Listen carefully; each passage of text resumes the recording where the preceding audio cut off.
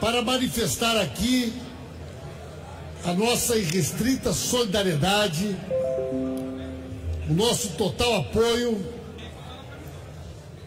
ao presidente Lula, que nesta quarta-feira irá prestar um depoimento em Curitiba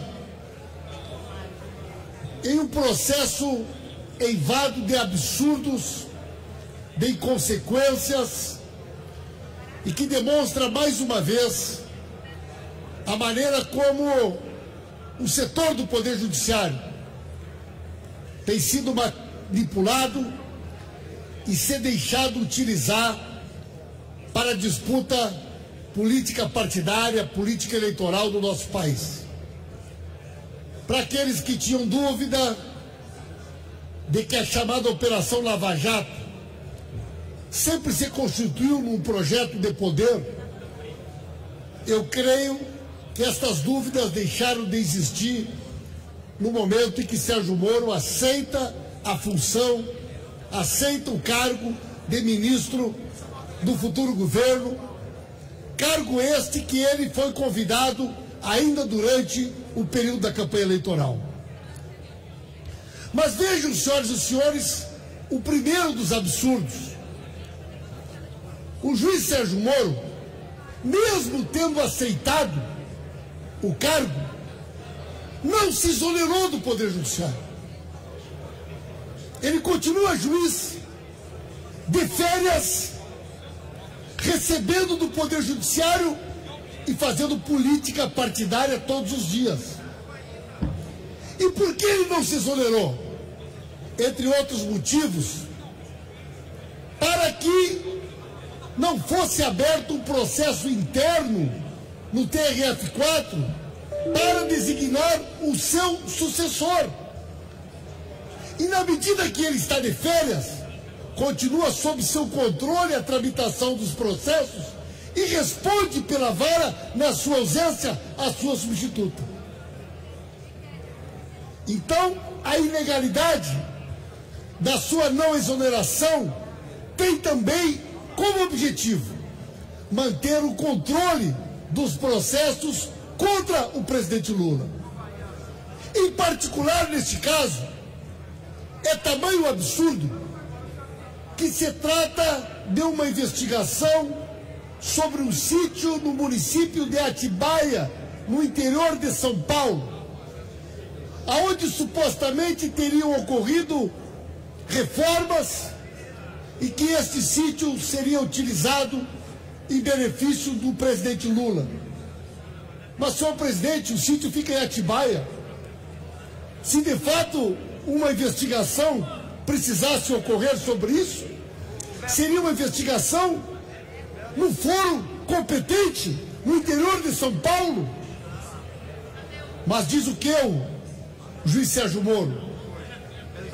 Mesmo que nenhuma testemunha tenha cogitado qualquer vínculo com a Petrobras, o juiz Sérgio Moro cria uma tese de que se alguma obra foi feita neste sítio, se deve a algum contrato da Petrobras, mesmo que não seja possível identificá-lo, mas a partir disso se cria um vínculo hipotético que permite que ele possa trazer para a sua vara um assunto que não tem nada a ver com a Lava Jato. Mas vejam bem, senhoras e senhores, o sítio tem dono. O Ministério Público Federal e mesmo a Justiça em nenhum momento questiona que o sítio tem donos, que assumem serem os donos do sítio. Nenhum depoimento, nenhuma testemunha, em qualquer momento, informa que o presidente Lula tenha solicitado qualquer tipo de reforma, qualquer tipo de benefício, qualquer obra neste estabelecimento. Portanto, o sítio tem dono, não há nenhuma acusação, nenhuma testemunha que relate que o presidente Luiz Inácio Lula da Silva tenha solicitado qualquer vantagem ou qualquer coisa, e, portanto, não há qualquer prova, não há qualquer elemento que justifique uma tentativa de imputar ao presidente Lula alguma ação ilegal, alguma ação criminosa, a não ser esta necessidade permanente de desconstituição do legado, da imagem, da trajetória, da honra desta figura pública. Repito às senhoras e senhores, se alguém ainda nutria qualquer ilusão que esta chamada Operação Lava Jato tratava-se única e exclusivamente de uma ação com objetivos de natureza jurídica, esta ilusão deixou de existir no momento em que o juiz que condenou Lula, o juiz que autorizou durante a campanha eleitoral o vazamento da delação de Palocci, aceita um cargo de confiança do governo que ele ajudou a eleger. Trata-se de um escândalo ímpar que macula o poder judiciário do nosso país. E o juiz Sérgio Moro terá que responder procedimento aberto no Conselho Nacional de Justiça, que questiona a maneira como ele conduziu este processo e, de maneira jamais vista no Poder Judiciário brasileiro, perde qualquer credibilidade para se manifestar sobre esta questão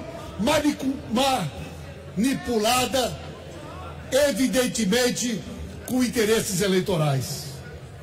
Diga-se de passagem que o general Mourão, vice-presidente, disse de maneira categórica que o senhor Paulo Guedes fez o convite às sondagens ainda durante a campanha eleitoral. E isto fica caracterizado na medida em que, na mesma semana do primeiro turno, de maneira até então incompreensível, o juiz Sérgio Moro vaza a delação de Palocci. E hoje nós sabemos que naquele momento ele já sabia que, se Bolsonaro vencesse a eleição, estaria assegurado a ele um cargo de ministro.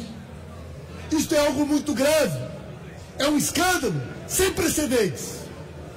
E é por isso que o presidente Lula encontra-se em Curitiba, condenado sem provas, sem crimes, na condição de preso político.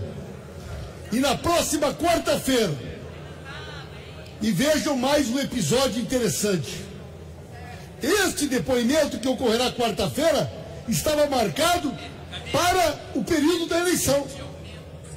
E o juiz Sérgio Moro suspendeu o depoimento e determinou que ele só ocorreria após a eleição, porque, segundo ele, a participação do Lula no seu próprio depoimento poderia trazer consequências eleitorais e, portanto, esta audiência não poderia ocorrer antes da eleição.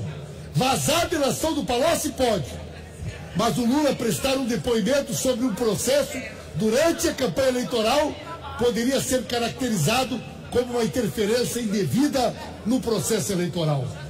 Presidente Lula, tem a nossa confiança, tem a nossa solidariedade, o nosso apoio, e nós temos a certeza que na próxima quarta-feira, quando ele prestar o depoimento, não restará ao povo brasileiro qualquer dúvida sobre a sua inocência e sobre, mais uma vez, ele ser vítima desta perseguição odiosa daqueles que querem destruir o seu legado. Agradeço ao deputado Paulo Pimenta. Passa-se a orientação de bancada. Como volta do PT, bloco do PP. Presidente, nós estamos com uma medida provisória que é um crime contra o Brasil. Uma medida provisória que privatiza a água, que privatiza o saneamento, que vai aumentar a tarifa da... O deputado Paulo Pimenta vai falar pela liderança do Partido dos Trabalhadores e agora já vai para a fase de orientação.